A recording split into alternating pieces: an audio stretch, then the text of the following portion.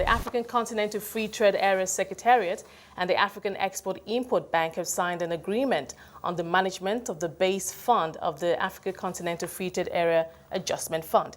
Obamidele Ayemibo, an export consultant, joins us to help break this all down. Obamidele, thank you for taking the time out to join us today. Good evening. Good morning, rather, and how are you? Oh, we are in afternoon already. Yes, indeed we are. Thank you so much for joining us. Let's talk about this for the benefit of our viewers. Just help us understand, first of all, what the adjustment fund is all about. It is expected that as AfCFTA takes shape and different businesses begin to do shipments and countries are aligned product into their domain without collection of tariff, there will be revenue shortfall. So this adjustment fund basically is to mitigate the impact of the revenue shortfall on different African countries that have signed up to the AfCFTA.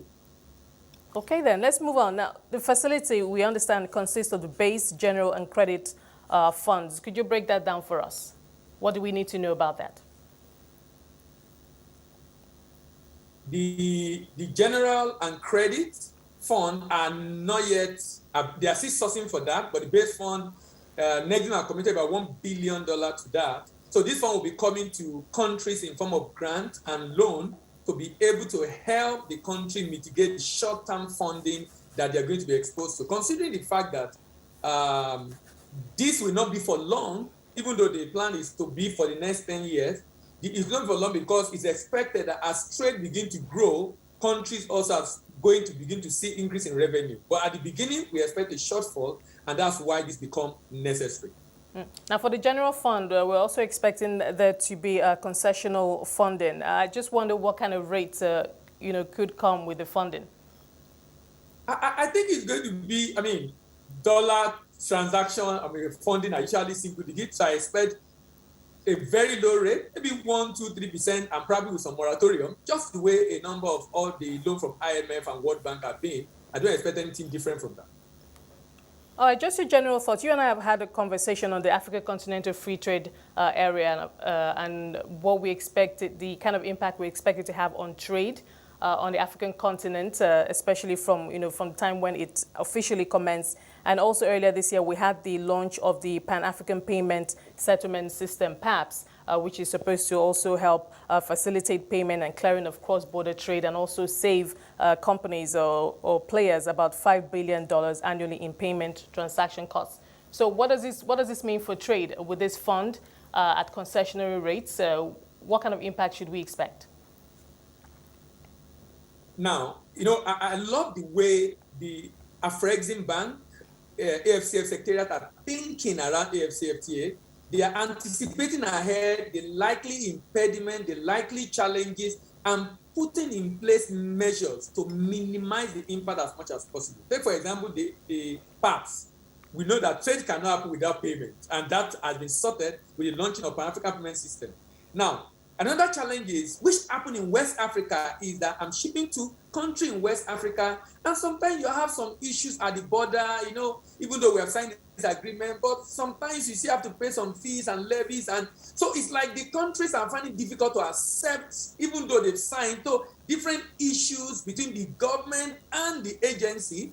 So the idea here is that if you are having challenge with revenue, here is an opportunity where you can draw from and be able to meet your short-term obligation. So I see all this working together for the good of this program, so that at the end of the day, we don't have a situation in which a country say, look, I can't even pay my salaries, I can't run the government. That's why we have to find a way to do what we are doing. So it's a shock absorber to be able to help to ensure the implementation of this program is not in that in any way. I think they're all commendable efforts that AfCFTA Secretariat and Afrexim are putting together at this time. But do we know if any, I know that this is new, but in terms of how things have progressed so far with the, AfCFTA, who's taken advantage, who's, in terms of the rules of origin, in terms of, accessing more regional markets, what can you tell us in terms of the kind of progress that's been made so far?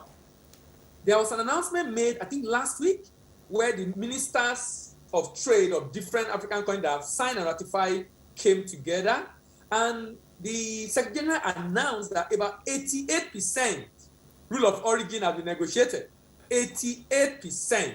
For me, that is humongous. That is commendable. So we are pretty much ready to start, because what has happened is the negotiation of this tariff schedule around the rule of origin and the like, and 88% now having been done, we expect that trade should really start this year, because before, if I'm going to ship to your country, I need to be able to know the products that are on your exclusive list. I need to know the product that are on your we have the 97 and 3%. If I know what is on your exclusive list, if I know what is on your list of products that are not prohibited or that are not restricted, then I know what I can ship your country. And now that is becoming more and more clearer with the announcement made last week. So we expect to see trading actually start very soon in Africa. Well, that's actually good news, because the rules of origin was one of the biggest areas of concern for so many, for everyone, and there were, concerns that it could actually slow down the process. But then, do you think that with what has happened now, has that increased confidence in the way the AfCFTA will progress in terms of pace? And sincerely, it is. The fact that 54 signed was amazing. A lot of European countries could not even believe it. The fact that over almost 40 have ratified now, and when they're 22, now we have 88 of the item we want to trade negotiated under the rule of origin. I think it's a tremendous progress, and I think it's, in my opinion, boosting a lot of confidence on the progress that we can achieve under the AfCFTA, and the fact that many African countries are actually indeed interested to make this work for the good of African countries. All right, and the African people, of course. We'll leave it there, Bamidele. Thank you for talking to us today. We appreciate your time on the show. Bamidele Ayimibo, export consultant.